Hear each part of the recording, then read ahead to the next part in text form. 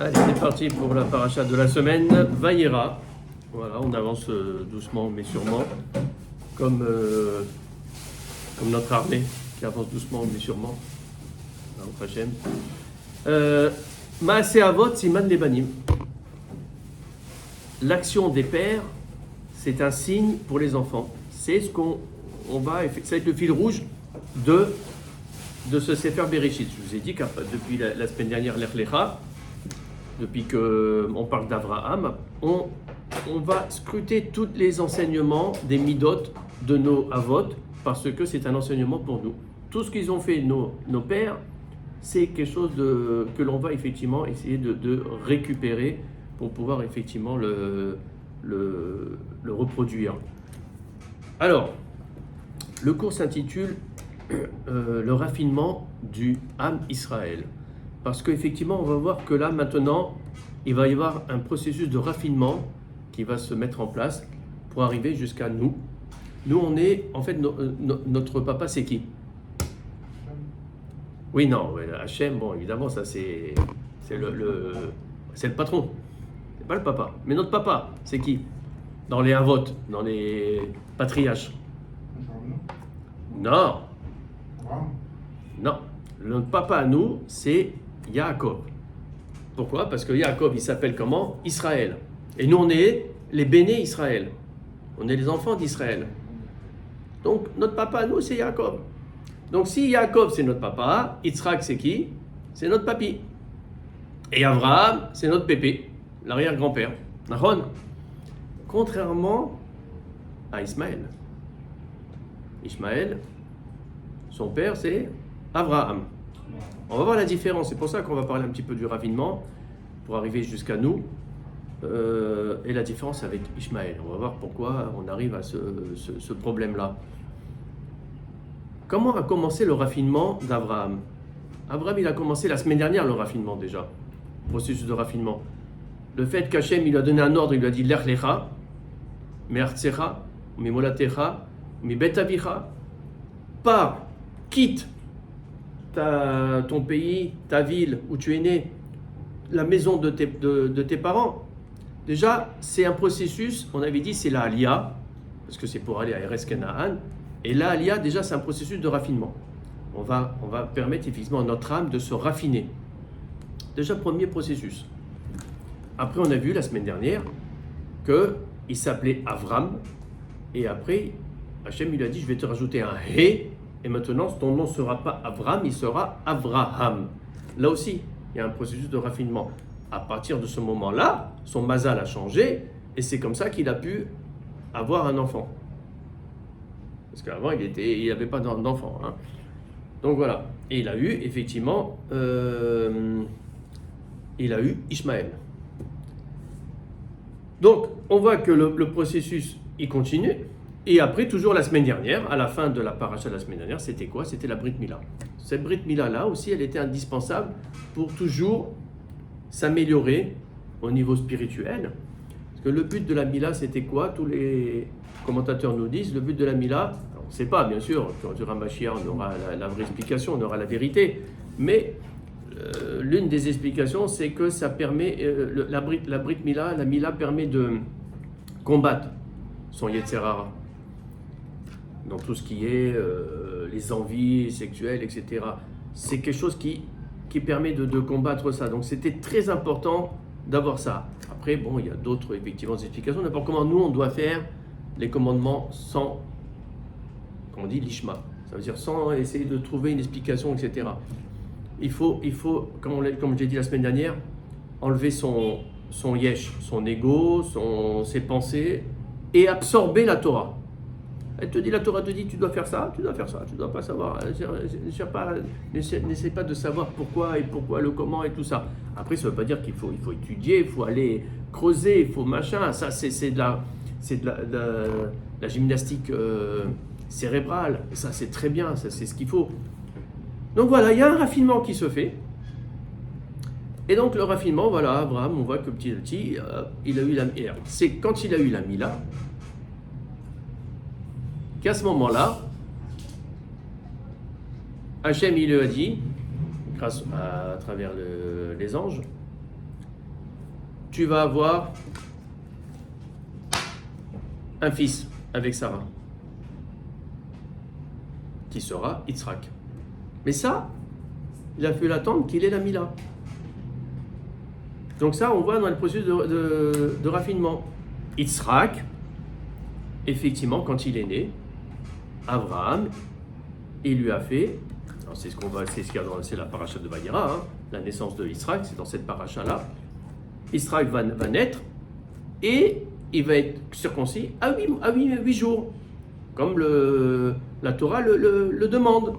C'est le premier qui va être circoncis à 8 jours, parce que la semaine dernière, à la fin de la paracha, Abraham il s'est circoncis à 99 ans. Ishmaël avait 13 ans quand il a été circoncis le même jour. Abraham, il a circoncis tout sa tribu à lui, ce jour-là. Ishmaël avait 13 ans. D'ailleurs, c'est là que vient d'ailleurs la loi des musulmans. Je ne sais pas si tu sais, mais les musulmans, ils sont circoncis parce qu'ils descendent d'Abraham. Ils ont jusqu'à 13 ans. Ça vient de la Torah. Parce que Ishmaël avait 13 ans. Ils ont jusqu'à 13 ans. Ils n'ont pas une date précise, comme nous. Nous, c'est 8 jours. Eux, ils n'ont pas. Alors, c'est très compliqué. Ils ne savent pas quand est-ce le faire. C'est très compliqué, cette histoire de circoncision chez eux. Il n'y a pas d'ordre. Il n'y a pas de truc. Simplement, avant 13 ans. Pourquoi? Parce que Ishmaël avait 13 ans. Donc, voilà. Alors, on voit qu'effectivement, il y a un processus de raffinement parce que Yitzhak, donc là, on augmente dans le raffinement. Lui, c'est le premier qui va être circoncis à 8 jours. Maintenant, Yaakov, en quoi il est mieux qu'Yitzhak? Yitzhak, c'est vrai qu'il a été circoncis à 8 jours, mais son père, il n'a pas été circoncis à 8 jours, il était circoncis plus tard. Donc, ok, il était circoncis quand même quand il a eu Yitzhak. Mais le père n'était pas circoncis à 8 jours. En revanche, Yaakov, lui, son père, Yitzhak, a été circoncis à 8 jours. Donc on est déjà mieux. Vous voyez, on avance petit à petit, etc., etc. Tout ça pour dire que ce raffinement-là, vous voyez, ça permet, c'est déjà le début du chemin pour recevoir la Torah. C'est ce que nous disent les rabbinim. Déjà, dès la semaine dernière, dès l'Ech Lecha, avec tout ce processus-là, la Aliyah, le He qui a été rajouté, la Brit Mila, etc. Puis après, après c'est Yitzhak, après c'est Yaakov. On avance vers le chemin de la Torah. Pour pouvoir accéder à cette Torah et avoir ce privilège de recevoir la Torah, il fallait qu'il y ait ce raffinement. Bon, quelle est la différence avec Ishmaël alors? Ishmaël, sa maman c'était qui? Agar. Agar, qui était la chifra de Sarah. Parce que Sarah était stérile, elle était vieille. Elle a dit à son mari, écoute, il faut bien que tu aies une descendance, il faut que j'ai quelque chose moi aussi. Comme c'est ma servante, tu vas avoir un enfant d'elle et c'est moi qui sera la propriétaire, puisque n'importe comment c'est ma servante. Agar, il faut savoir qu'elle est d'origine égyptienne, c'était une princesse. C'était la fille de Pharaon, du Pharaon de l'époque. Donc c'était pas n'importe qui. Mais elle avait le statut de chifra, de servante.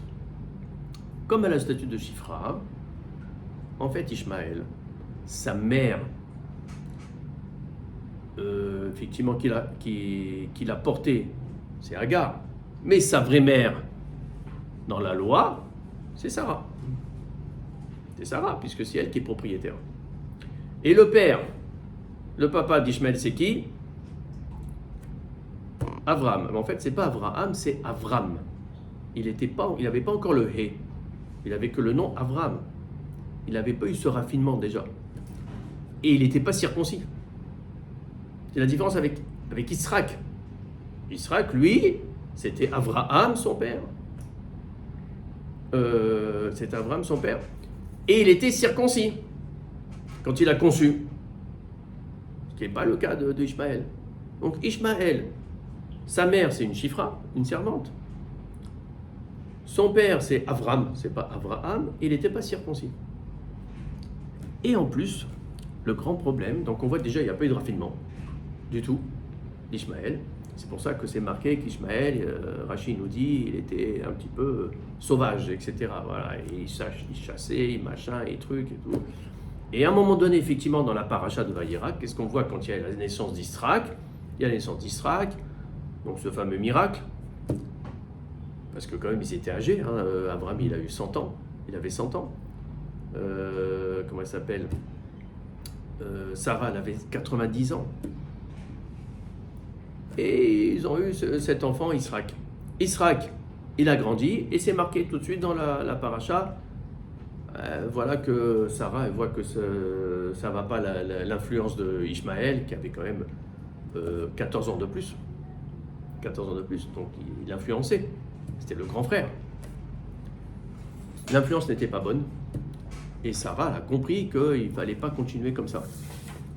Et c'est là qu'il y a eu quelque chose de dur à accepter pour Abraham. Sarah lui dit, écoute, on ne peut pas continuer comme ça. Tu me répugnes ce fils. Bon, évidemment, elle n'avait plus besoin d'Ishmaël. Elle avait maintenant Israël. Tu me répugnes ce fils parce qu'elle aurait voulu le garder sûrement à la base, mais il a des mauvaises midotes, il y a quelque chose qui ne va pas. Et moi, mon fils Israël, c'est un niveau. Et on sait bien que Oy la Racha, Oy les Shrino. Malheur au Racha, malheur à son voisin. Le voisin, il peut devenir comme le Racha. Alors bien sûr, Abraham, il ne voulait pas trop. Hein. Il aimait quand même Ishmaël. C'était son premier, hein, évidemment. Et voilà qu'Hachem, il lui dit Kol asher tomar elecha Sarah, shema bekola.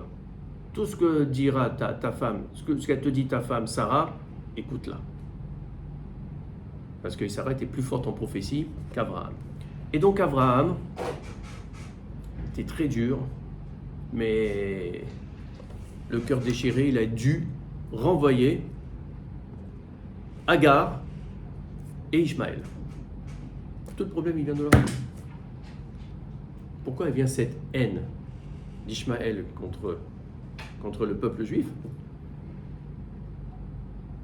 C'est parce qu'il a été renvoyé par sa propre mère. Sa propre mère, c'était Sarah. Agar, c'était celle qu'il a eue dans le ventre. Mais au niveau légal, c'était Sarah. Et Sarah l'a rejeté. Toute la haine, elle vient de là. Pourquoi il y a cette haine d'Ishmaël contre nous? Tout le temps. Ça vient de là. Alors, pourquoi ils sont sauvages comme ça? Parce qu'il n'y a pas eu de raffinement. Voilà, c'est comme des bêtes. Ils réagissent comme malheureusement très bestiales. Donc voilà, là on voit on est en plein dedans là. On est en plein de ce qui se passe là. Et on a les explications. Tout est marqué dans la Torah. Voilà comment il va être celui-là. Voilà. Par exemple, la différence de Esav. Esav, c'est le frère de qui? C'est le frère de Jacob. Donc Esav, lui aussi, il a un père qui a été, Israël, qui a été circoncis à 8 mois. Lui aussi, il a eu un raffinement. Qu'est-ce qui s'est passé entre Esav et Jacob? Pourquoi il y en a un qui part d'un côté, l'autre qui part de l'autre? Parce qu'il n'a pas su réussir à combattre le Yetzer Hara, son Yetzer Hara. Esav, il avait une mission, c'était sur Mera, de combattre le Yetzer Hara, de fuir le mauvais. Il n'a pas réussi. Et dès sa naissance, parce qu'en fait, on n'a pas pu le circoncire. Tous les commentateurs n'ont aucune référence, mais sont d'accord pour dire que Esav n'a pas été circoncis. Yaakov, en revanche, lui, il était né circoncis. Alors, est-ce qu'il y a eu une petite... on doit faire, hein, c'est quand un enfant il est né circoncis, on doit faire toujours une petite tache une petite goutte de sang pour faire quand même l'acte. Même si tout est complètement circoncis. Esav n'a pas été circoncis. Donc, dès le début, on voit que impossible de faire Torah Mitzvot. Il n'arrive pas. Pourquoi il n'a pas été circoncis? Parce que il s'appelle Edom, il était tout rouge, très très sanguin, et donc on ne pouvait pas le circoncire, sinon il y avait un risque d'hémorragie, etc. C'est ce que disent les commentateurs, mais en tout cas, l'explication elle est là. Donc on voit que Esav, c'est différent effectivement de... Il a eu un raffinement. D'ailleurs, Esav, c'est qui? C'est Amalek. Et Amalek, c'est qui? C'est tous ceux qui sont polis. C'est pas comme Ismaël, où ils sont, voilà, c'est barbare. Tous les descendants de Esav, c'est Amalek, donc comme je l'ai dit. Ils sont polis, ils sont trucs, mais d'un autre côté, ils sont polis, mais ils vont assassiner et tuer comme ça, comme les nazis, les SS, etc., qui faisaient ça, c'est des descendants d'Amalek. Voilà, on voit tout, comment ça se passe, le raffinement. Et la Mila qu'a fait Avraham, elle a pour but de, comme je l'ai dit, de combattre le Yetzer Hara. Alors, qu'est-ce qu'on voit au début de la paracha? C'est marqué Vayera Elav Hashem Beloné Mamré. On était Kechomayom, dans ce jour-là où il faisait très chaud, c'était, Rachid nous dit, le 3e jour de la Mila. Le 3e jour de la Mila, c'est le jour le plus critique, où effectivement il y a le plus de douleur, il y a le plus de risques d'hémorragie, etc. Donc c'est un jour important. Voilà qu'il y a Arnasat Ochim. Voilà que Hachem, il nous montre qu'il faut aller visiter les malades. Arnasat Ochim. Et il va visiter donc Avraham ce jour-là. Et c'est marqué Beloné Mamré, dans les plaines de Mamré. Et là, en fait Mamré, c'était un grand sage. Et les commentateurs nous disent que Avraham avait consulté, avant de faire la Mila, la Brit Mila, pour avoir des conseils. Alors on se pose la question, on se dit quoi? Tu as un ordre d'Hachem. Toi, Avraham, qui a tous les ordres d'Hachem, d'Erlecha, etc.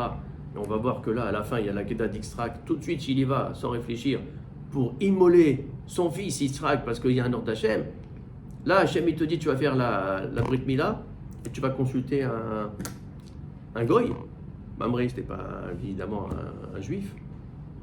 C'était un sage, d'accord? Mais qu'est-ce que tu vas consulter? Il a été consulté pour poser des questions. Est-ce que tu me conseilles de faire la Brit Mila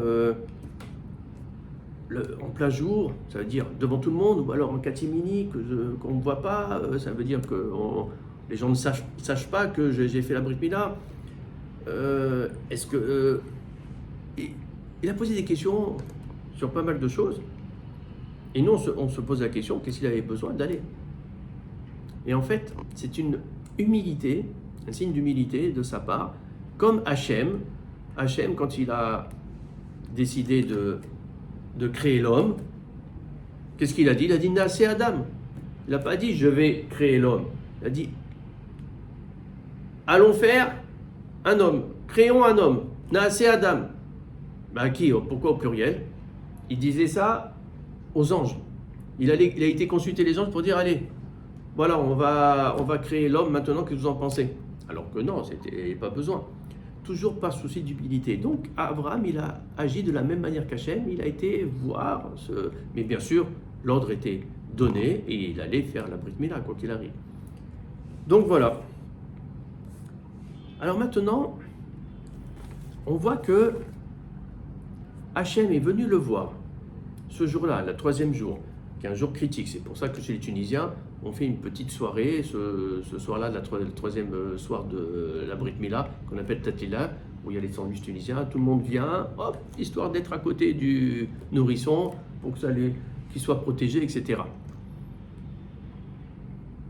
Et voilà que Hachem est venu le voir, Abraham, pour savoir si tout va bien, etc. Et il y a 3 hommes qui arrivent. Et qu'est-ce qu'il fait Abraham tout de suite? Hop, il se lève, il court voir les hommes pour s'occuper d'eux. L'autre est avec Boré Olam, avec le Créateur, et d'un seul coup, hop, tu pars et tu fais... Parce qu'il était tellement... C'était tellement important pour lui le chesed. On sait que lui, qu'est-ce qu'il faisait toute la journée? Il était devant sa tente, et tous les passants qu'il y avait, il les prenait et il leur donnait à manger, il leur faisait des trucs, il s'occupait d'eux. C'est vraiment du chesed à un niveau extraordinaire. Là, malgré la douleur qu'il avait, malgré l'âge qu'il avait, etc., malgré la chaleur, qui est Chomayom, il s'est assis quand même devant la tente pour toujours faire cette mitzvah de Chesed. Et là, encore plus qu'avant, parce que il avait peur d'une chose, Abraham, à ce moment-là. C'était quoi? Il avait peur que, à cause de ce qu'il a fait, la Brit Mila, et cette différence qu'il a maintenant par rapport à tous les autres personnes qui vont passer, et ben du coup, ils détournent leur chemin, ils ont peur de lui, ils veulent pas, parce qu'il y a une différence. À cause de ça, il avait peur qu'il ne pouvait plus continuer de faire le Chesed. Regardez comment c'est important le Chesed pour lui. Eh ben, il s'occupe plus d'Hachem, il se lève et il va s'occuper des trois. Il y a trois qui passent, il en profite, il va s'occuper, effectivement, il va les recevoir. Il se trouve que c'est 3 anges, évidemment. Mais, quel est l'enseignement? L'enseignement, c'est le Chesed, l'importance du Chesed. On sait que dans les Pirkei Avot, c'est marqué que le monde ne repose que sur 3 choses: la Torah, Vodat Hashem et Gminut Chasadim. La Torah, c'est-à-dire étude de la Torah, etc. Torah Mitzvot. Avodat Hashem, c'est tout ce qui est Korbanot, les Tfilot, etc. Et 3e, Gminut Chasadim, toutes les bonnes choses à faire, la bonté, les bonnes actions. Et bien lui, c'était tellement important qu'il a mis de côté Hachem. C'est un enseignement. Un enseignement que la Torah nous dit que quand il y a le choix entre une mitzvah, ben Adam la makom, ben Adam la chavero, une mitzvah entre toi et Hachem et une mitzvah entre toi et ton prochain, tu choisis ben Adam la chavero. Tu vas faire la mitzvah entre toi et ton prochain. Par exemple, ben Adam la makom, une mitzvah entre nous et Hachem, c'est quoi? C'est quand on met le talit, les tfilin, quand on fait Shabbat. Tout ça, c'est des mitzvot par rapport à Hachem. La Brit Mila. Tout ça, c'est des mitzvot par rapport à Hachem. Mais en revanche, les mitzvot, effectivement, de tzedaka, de tout ce qui concerne effectivement le prochain, tout ça, Hachem, il a dit non. Ça passe avant moi. Ça passe avant moi. Il y a beaucoup d'exemples. Par exemple, dans Maseret Brachot, on parle du schéma, Matai, ça commence par Matai, c'est-à-dire qu'à partir de quand on va faire le schéma le soir. Ça part du schéma, et à un moment donné, la Gemara, on sait que le schéma, il faut être concentré. C'est un moment important. Il y a l'Amida où on est encore plus en connexion avec Hachem. Mais là, le schéma aussi, on est... Alors, quand on fait le schéma, nous, à la synagogue, on ne va pas être dérangé. On va être concentré. Or, la Gemara, elle te dit, si toi, tu fais le schéma, et à ce moment-là, il y a une personne qui rentre dans la synagogue et qui commence à saluer tout le monde. Qu'est-ce que tu fais, toi? Alors, voilà, tu peux pas l'ignorer, faire comme si de rien n'était, etc. Donc, la personne elle passe, tu lui fais comme ça, de la tête, tout en continuant à te concentrer sur le schéma. Maintenant, elle te prend ta main, elle veut te saluer comme ça. Et elle te dit, Boker Tov, Shalom. La Gemara, elle te dit, tu dois t'arrêter et tu dois répondre Shalom. Tu dois t'arrêter. Après, tu reprends le passage où tu as démarré. Si tu es au deuxième partie du schéma, tu recommences au début de la deuxième partie du schéma, etc. Il y a des trucs. Mais, ça veut dire quoi? Ça veut dire, d'abord, respecte l'autre. Même en plein schéma, même dans une synagogue. On va aller même plus loin. Pourquoi on fait la prière avec un minyan? D'où c'est là cette histoire de prière avec minyan? Bon, 10 parce que on va voir dans... La prière à monde, c'est comme même si tu n'es pas concentré, on faisait 10. Oui, mais pourquoi alors Hachem, il préfère une prière avec minyan? que tout seul. On peut faire la prière tout seul, parce qu'on est quand même mieux quand on fait tout seul la prière. On est plus concentré. On est plus concentré. Alors pourquoi on doit faire la prière avec Minyan? Parce que Hachem, même dans le moment où on est en connexion avec lui, parce que la tfila c'est quoi? C'est voilà, tu vas être avec Hachem, tu vas demander à Hachem, tu vas te pardonner, tu vas lui dire, demander de donner la réfoua shelema à tout le peuple d'Israël, la réussite, le machin, à tout le monde, etc. Donc tu as beaucoup de choses à demander. Tu es en connexion directe avec Hachem. Et à ce moment, juste à ce moment-là que tu es en connexion avec Hachem, Hachem il veut quand même te mettre à l'épreuve et il veut que tu sois avec d'autres, parce que c'est plus compliqué, c'est plus difficile. Celui-là il me gêne, celui-là il veut le masgan, moi je veux pas le masgan, j'ai chaud, j'ai froid, j'ai truc, j'ai machin. Et il va trop vite, il va trop lentement. Moi je parle le premier pour moi je suis comme ça, moi.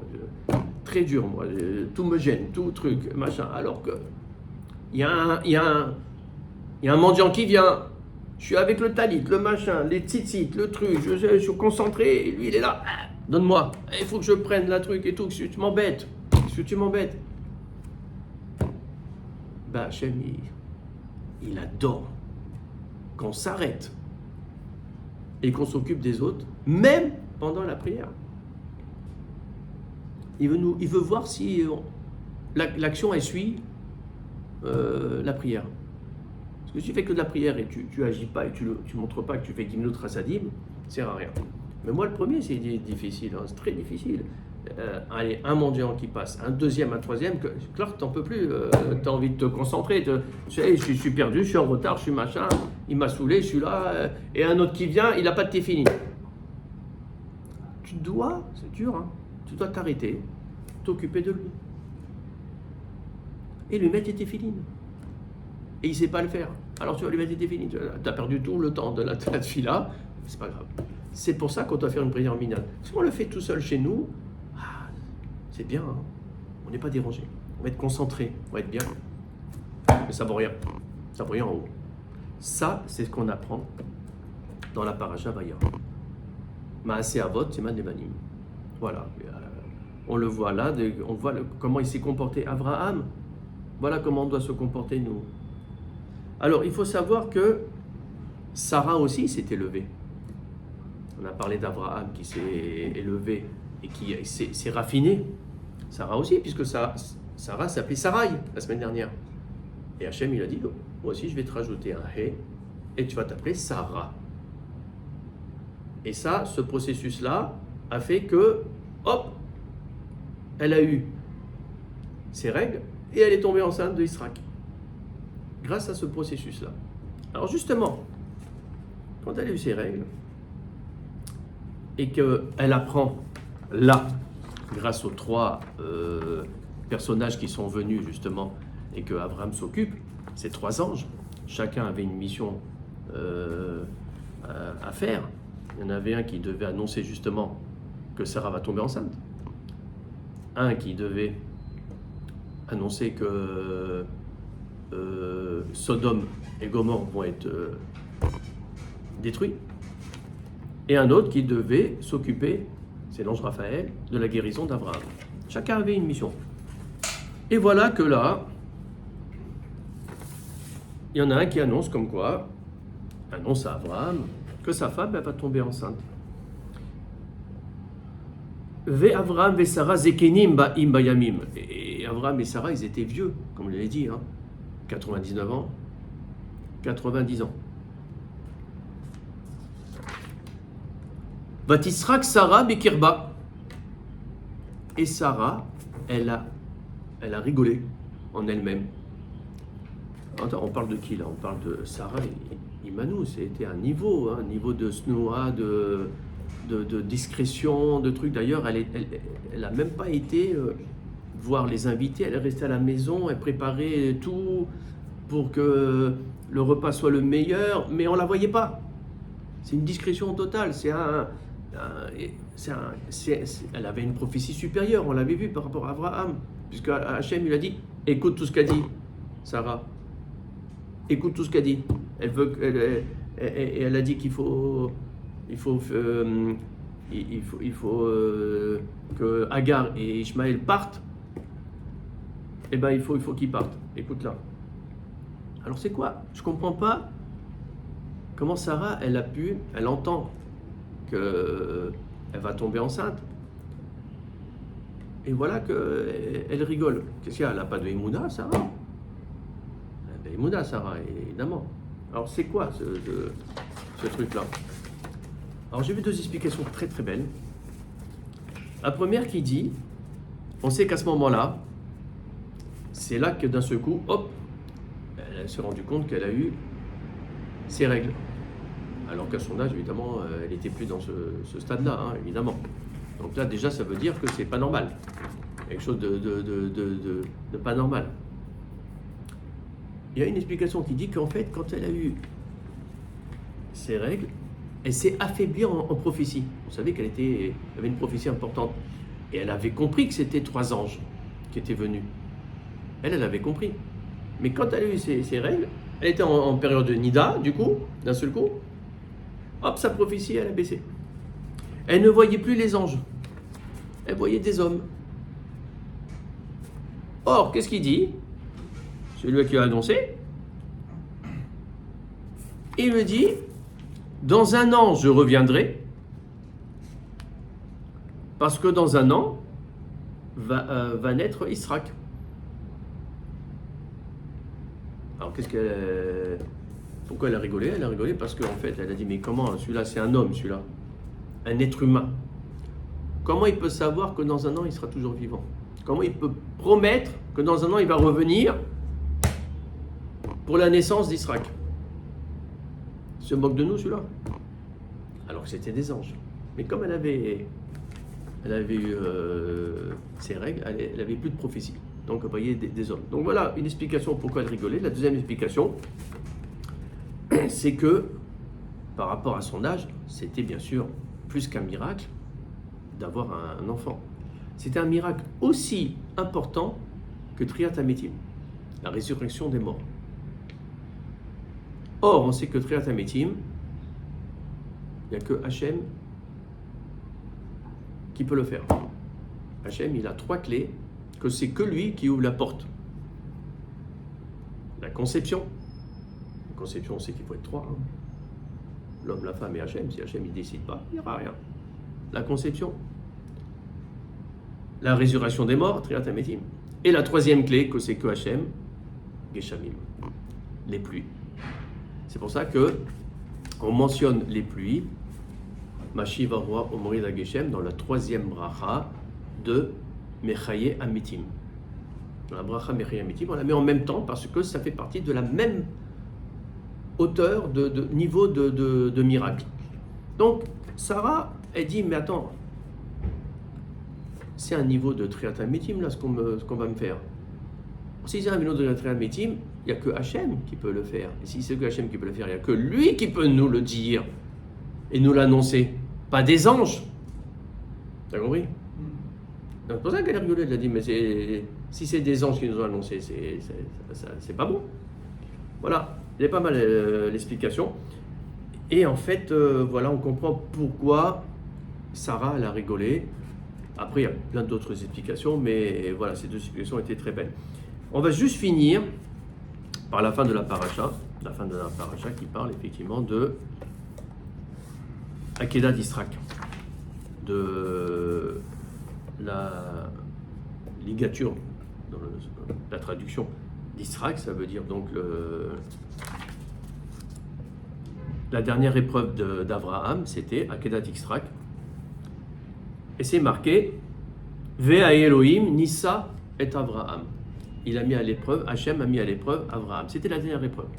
Voilà, une épreuve très très compliquée parce que effectivement, il fallait immoler son propre fils. Karna, et Bincha, et Yiridecha, Asher Avta, et Yitzhak. Parce qu'évidemment, il avait aussi Ishmaël. Mais Ishmaël, il n'était pas à ce niveau-là. Donc c'est pour ça que la Torah précise Et Bincha, ton fils. Alors il a dit oui, mais après il a dit quel fils? Et Yiridecha, ton unique. Ah oui, mais les 2 sont uniques, de chaque mère différente. Asher Avta et Yitzhak. Celui que tu aimes, Yitzhak. Alors, c'est quoi cette épreuve? Quel est l'enseignement? On sait que Abraham, il a fait cette mise-là avec zèle. Il s'est levé tôt. C'est lui-même qui a préparé son âne, alors qu'il avait des serviteurs. Non, il voulait faire la mise-va à fond. Donc, Emouna complète. Il faut le faire à ce niveau-là. Il prend Israël, il ne lui dit pas ce qui va se passer, et puis petit à petit, Israël va comprendre que ça va être lui à la place de la chèvre ou de la brebis ou je ne sais pas quoi. Et il va jusqu'au bout, et à un moment donné, quand il devait effectivement l'immoler, à ce moment-là, les anges l'ont dit stop, arrête, parce que de Israël, tu vas avoir une descendance extraordinaire. Et donc c'est là qu'il a pris le fameux bélier à la place, etc. Il n'empêche que, même s'il a immolé le bélier à la place d'Israël à la fin, au final, c'est comme si qu'il avait immolé Israël, parce que c'est l'intention qui compte. Et donc c'est l'enseignement de la Hakeda, et on va s'arrêter là, de cette Hakeda d'Israël, c'est que la Torah nous dit l'essentiel, c'est l'intention. C'est-à-dire, des fois, on veut faire la mitzvah, on n'arrive pas, on n'a pas le temps, on n'a pas pu la faire, etc. et tout ça. Elle est comptée comme si tu l'as faite. Elle est comptée comme si tu l'as faite. Parce que tu avais vraiment l'intention. Mais attention, Hachem, il voit si tu as vraiment l'intention ou pas. Tu avais l'intention, tu voulais la faire, tu n'as pas pu. C'est compté comme si tu l'avais faite. T'inquiète pas. Parce que c'est l'intention qui compte. Ça vient de cette épreuve-là de la Kedat Israël. Voilà des enseignements qu'on a encore eu dans cette paracha, et on voit la différence entre Israël, Yaakov, et nous, les bénis Israël, et Ishmaël. On voit effectivement la différence au niveau du raffinement, au niveau de tout. Et donc, on comprend un petit peu la situation, cette situation qui ne peut effectivement s'améliorer que grâce à la hardoute de notre peuple, et aussi lever les yeux et implorer Hachem. On sait que le monde repose sur trois choses, j'avais dit, la Torah. La Torah, c'est l'étude de la Torah, dont on le fait, mais les prophéties, il n'y en a plus, voilà, donc c'est pas évident. Donc on est un peu loin au niveau de la Torah, là, dans notre génération. Avodat Hachem, il n'y a plus de korbanot, il n'y a plus de Beth Amidash. Comment est-ce qu'on fait l'Avodat Hachem? Ah, les tfilotes, mais les tfilotes, est-ce qu'on arrive à bien se concentrer? Très compliqué. Kiminot Rasadim, les bonnes actions, c'est ça qu'il faut faire. Mais ça, les bonnes actions, ça veut dire quoi? Ben Adam la Chavero, entre l'homme et son prochain. C'est que ça qu'il faut faire, qui fera qu'on gagnera et qu'on sera un peuple avec beaucoup de choses. Et qu'il y aura, si Dieu, Mashiach, Bekarov, Amen, Kenyason.